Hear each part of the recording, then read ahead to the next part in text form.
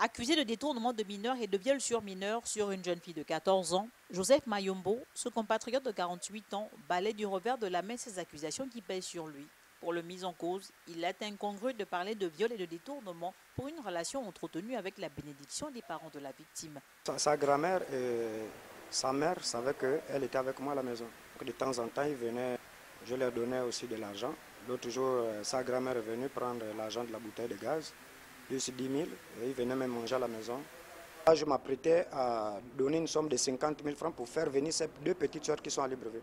Parce que le père de ces derniers, il est en prison. Sa grand-mère et sa mère sont venus me voir que je dois les aider. Le viol sur mineur, c'est pas moi le premier à la dévierger. Tu ne peux pas savoir que c'est une petite. Même si vous la voyez, vous pouviez rentrer en contact avec elle. Parce que même les premiers qui l'ont sorti sont plus âgés que moi-même. Je suis le quatrième. Elle a d'abord un premier, plus un deuxième, un troisième. Je ne sais pas comment on peut qualifier le détournement. Mais tant plus que ce n'était plus en cachette. Parce que, comme on peut dire, séquestration, non, je ne peux pas accepter ça. Joseph a par ailleurs indiqué qu'il n'avait pas connaissance de l'âge de cette jeune fille qu'il a fini par enceinte. Je demande à la justice le pardon. C'est chose que je ne savais pas qu'elle avait 14 ans. Bon, elle se métamorphose. Hein. Si vous pouvez faire les enquêtes de moralité. Hein. Elle porte les perruques. Tu ne peux pas savoir que c'est une petite. Même si vous la voyez, vous pouviez rentrer en contact avec elle. C'est après, quand j'ai su qu'elle avait 14 ans, on était déjà sortis, déjà ensemble.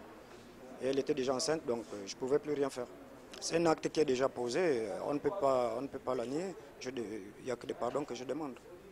Et tant plus qu'il y a un enfant là-dedans. Même si peut-être que je peux mourir en prison, mais cet enfant-là, quand même, il faut qu'il vive. Informé, le père de la jeune fille serait allé saccager le domicile de Joseph avant de dénoncer ce dernier à la gendarmerie de l'Océan.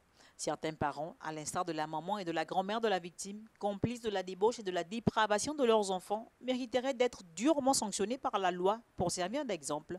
Le jour de son jugement, Joseph sera sous le coup des articles 256 et 178 du Code pénal gabonais.